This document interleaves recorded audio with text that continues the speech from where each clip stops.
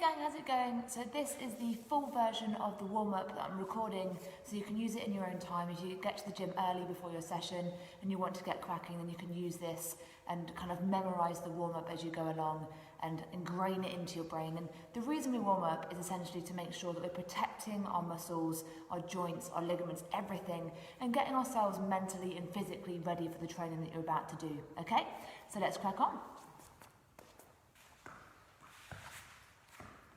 So we'll start off lying down, stretch the arms over the head, get a nice full body stretch, lengthening all the way through the body. We're starting to wake the body up, so we're going to nudge the hips gently from side to side to get a bit of wriggling around the middle. And then we'll link the fingers together over the head, dig the heels into the ground, and we're going to roll over to the side, stretching through the side body, and we'll do this from side to side. So go as slow as you need to and really get a nice massage as you roll over. A nice stretch from side to side. I'd consider doing 3 or 4 to each side. Then when you come back to the middle, we'll tuck the knees up toward the chest, hug them in and gently rock the knees from side to side to massage into the lower back.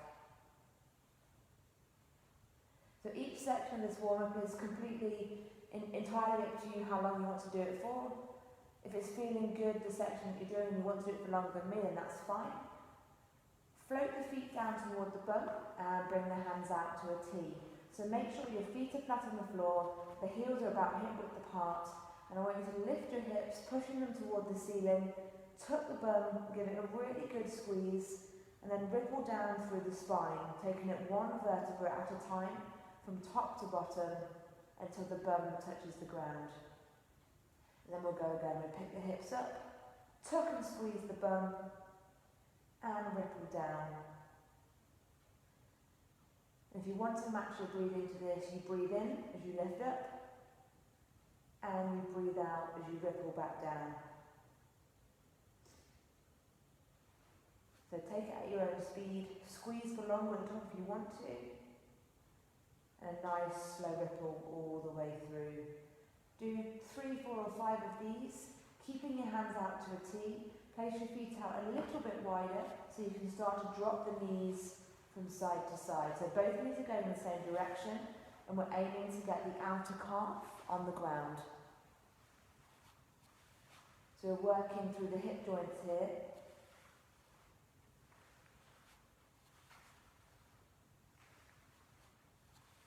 And when the outer calf touches the ground, after a few of those, slide the knee along the ground, opening out the hip to the side, scoop it back in and across, and do this from side to side.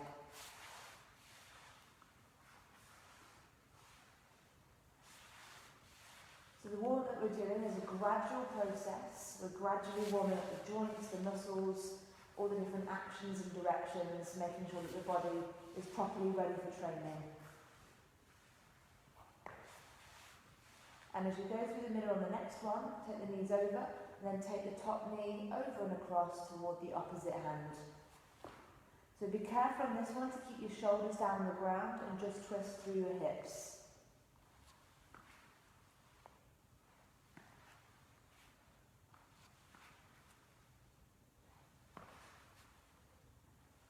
And we're going to hug the knees back into the chest, and we're either going to rock from side to side and roll onto our side to sit up, or if you prefer, you can rock forwards and backwards to bring yourself up to a sitting position. So from here, we want the feet out nice and wide, and we're going to touch the knees down to the ground. And we're going to lean back, turn the feet over, and touch the knees down from side to side. So we're rolling across the bum, working through those hip joints.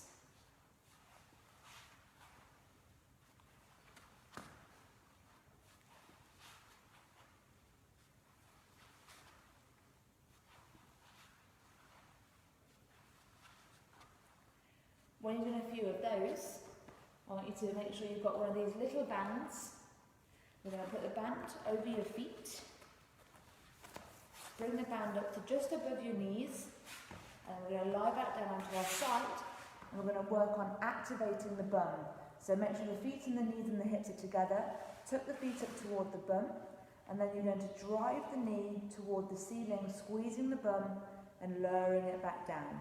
So drive up and lower down. So we're doing 10 of these on each side. We're keeping the feet together and the bum is squeezing, activating.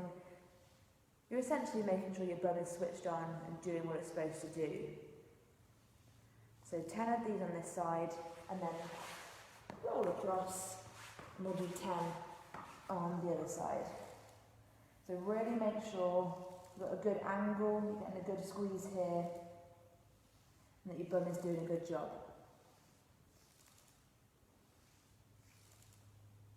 So we've got a variety of different bands. If the band that you choose is too light or too heavy, just swap it for the band and make sure that by the end of the 2 sets of 10, your bum is feeling like it's done a good job. Okay, we're coming onto our hands and knees now. So let's make sure that the shoulders are sitting over the wrists in a straight line. There's a gap between your knees and your hips are sitting over your knees. So as you breathe in, I want you to lift your head and chest to the front and drop your tummy down. And as you breathe out, keep the arms straight and push the shoulders toward the ceiling. So breathing in, arching to the front. Breathing out, arching up to the top. So take it at your own pace. Nice slow breaths. And get that nice arch through the back in both directions. After 5 or 6 of these, come back to a neutral position, and then I want you to crunch out to the side. So you're pushing or nudging your hip and your shoulder closer together, coming back through the middle and doing the other side. So it's a very small movement, and we're not kind of wiggling them around too much. We're keeping everything more or less still, but just nudging them a bit closer together, crunching down the side, and doing this from side to side 3 or 4 times.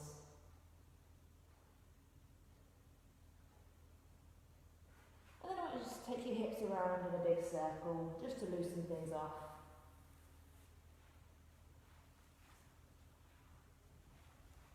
And circle the other way.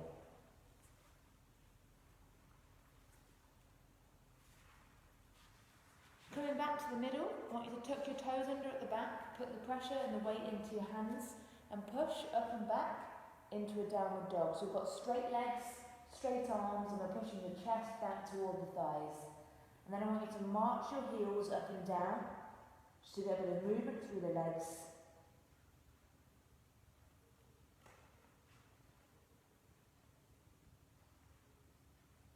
And then we're going to straighten the legs off and walk the feet toward the hands. Shuffle the feet out a bit wider, so you've got some space to drop the bum down in between the knees, in between the heels. And then I want you to nudge the knees out from side to side. If you can't get quite down this low, you can stay up high and just nudge from side to side from up here. So you make sure that whatever you're doing in your warm-up is making your body feel good and not causing you pain. So we're working into these hip joints down here. We're nudging out from side to side.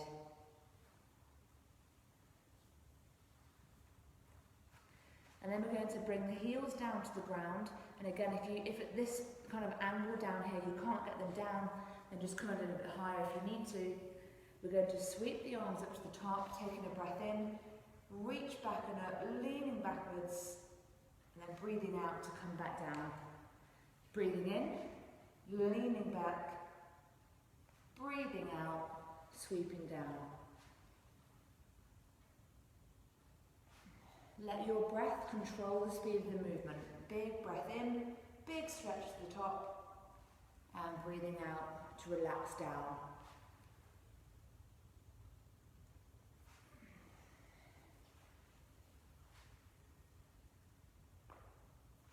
I recommend doing between 5 and 10 of these, depending on how they feel. And when you get to the end, stay on your feet, relax your arms down, make sure your feet are parallel and just wide within your hips. And then we're going to keep the arms down by the sides and slide the hand down, moving from side to side. So we're trying to keep the hips still and just move the upper body, working on these side sections through here. So try to keep the body square on. We don't want to drop the shoulder down.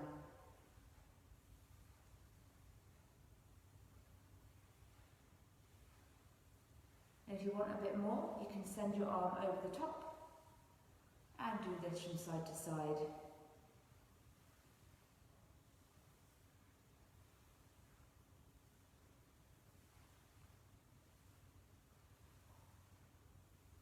And back to the middle. Make sure you also get one of these very long bands, and we're going to use this to work on the shoulders. So I want you to take the strap out with the band out very wide to start with. Keep your arms straight and relax your shoulders. And then you're going to lift the band up over your head, all the way over and behind, touch down to your bum, and back up and over to the front. So if you focus on your breath, it can really help. You're breathing in to lift up to the top, and breathing out to go down to the bottom. Breathing in to go up to the top, breathing out to go down to the bottom. If you find that it's too easy, you can just narrow your grip on the band and that's fine.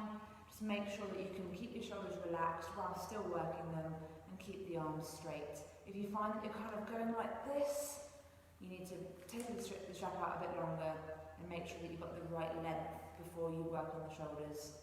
We don't want to cause any injuries, do we? So I'd recommend doing about 4 or 5 of these, maybe more if it feels good.